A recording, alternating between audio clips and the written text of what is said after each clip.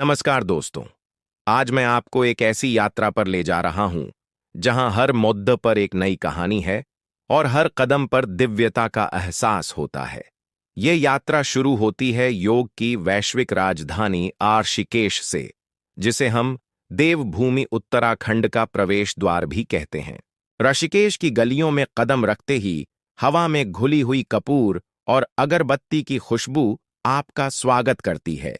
यहाँ की शाम की गंगा आरती एक ऐसा अनुभव है जिसे शब्दों में पिरोना मुश्किल है। परमार्थ निकेतन के घाट पर जब ढलते सूरज की किरणें मां गंगा की लहरों पर पड़ ढहती हैं और सैकड़ों दिए एक साथ जल उठते हैं, तो ऐसा लगता है जैसे आसमान के तारे जमीन पर उतर आए हों। यहाँ की शांति और मंत्रों का जाप आपके भीतर के कोलाहल को शांत कर देता है। ऋषिकेश से बद्रीनाथ की ओर बढ़ते हुए पहाड़ ऊंचे होने लगते हैं। गंगा का रंग नीला और गहरा होने लगता है। इस रास्ते में हमें 5 पवित्र संगम मिलते हैं जिन्हें पंच प्रयाग कहा जाता है। सबसे पहला और सबसे महत्वपूर्ण पड्डे ढाव है देवप्रयाग। यहाँ 2 विपरीत स्वभाव वाली नदियों का मिलन होता है। एक तरफ से आती है शांत और गंभीर अलकनंदा और दूसरी तरफ से आती है चंचल और वेगवती भागीरथी। इनका मिलन इतना स्पष्ट है कि आप रंगों को देख सकते हैं। पौराणिक मान्यताओं के अनुसार राजा भगीरथ ने यहाँ कठोर तपस्या की थी ताकि गंगा को स्वर्ग से पृथ्वी पर उतारा जा सके। इसी स्थान से इस पवित्र जलधारा को गंगा के नाम से जाना जाता है। यहाँ की चट्टानों पर बैठकर बहते पानी की गर्जना सुनना एक ध्यान की तरह है। जैसे जैसे हम ऊंचाई की ओर बढ़ते हैं, हरियाली और भी घनी होती जाती है। हमारा अगला पडीडी ढाव है रुद्रप्रयाग। यहाँ अलकनंदा नदी का मिलन मंदाकिनी से होता है, जो केदारनाथ की पहाड़ियों से बहकर आती है। कहा जाता है कि यहाँ भगवान शिव ने रुद्र अवतार धारण किया था और देवर्षि नारद को संगीत की शिक्षा दी थी। यहाँ का वातावरण ऊर्जा से भरा हुआ है। यहाँ की पहाड़ियाँ बहुत खद्दी हैं और नदियों का शोर आपके कानों में प्रकृति का संगीत भर देता है। थोड़ा और आगे बढ़ने पर हम पहुँचते हैं कर्णप्रयाग। यह वह भूमि है जहाँ महाभारत के महानायक दानवीर कर्ण ने अपने पिता सूर्यदेव की तपस्या की थी। यहाँ अलकनंदा और पिंडर नदी का संगम होता है। कहते हैं कि कर्ण ने इसी स्थान पर सूर्यदेव से वह अभेद्य कवच और कुंडल प्राप्त किए थे। यहाँ के घाटों पर बैठकर आप उस प्राचीन काल के वैभव और त्याग को महसूस कर सकते हैं।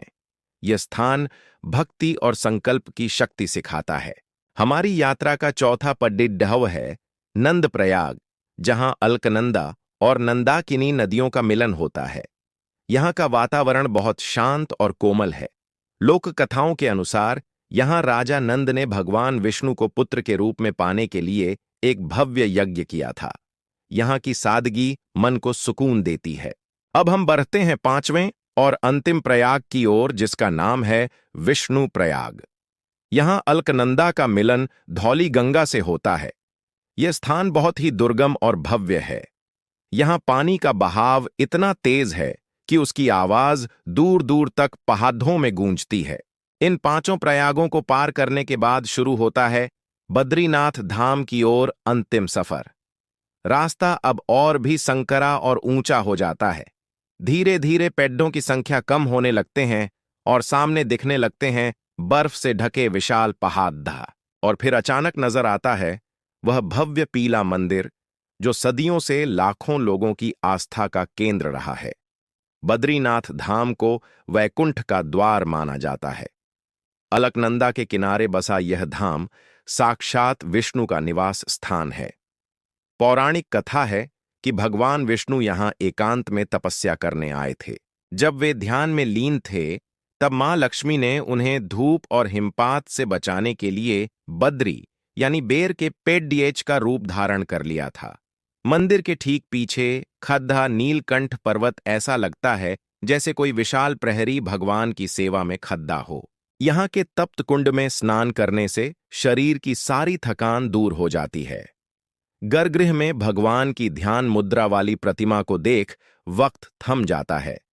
ऋषिकेश से शुरू हुई यह यात्रा केवल एक पर्यटन नहीं है, बल्कि यह एक आध्यात्मिक रूपांतरण है। यह हमें जीवन के गहरे अर्थ समझाती है।